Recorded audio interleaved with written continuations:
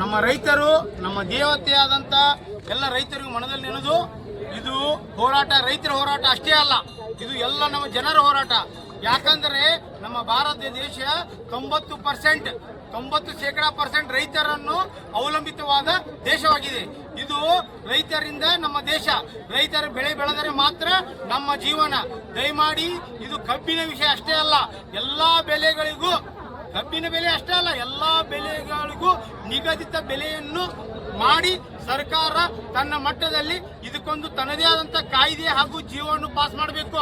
ಪ್ರತಿ ವರ್ಷ ಹೇಗೆ ಟ್ಯಾಕ್ಸ್ ಆಗಲಿ ಮತ್ತು ಇನ್ಕ್ರಿಮೆಂಟ್ ಆಗಲಿ ಜಾಸ್ತಿ ಮಾಡ್ತಿಲ್ಲ, ಹಾಗೆ ಪ್ರತಿ ವರ್ಷ ಕಬ್ಬಿನ ದರವನ್ನು ಜಾಸ್ತಿ ಮಾಡಬೇಕು.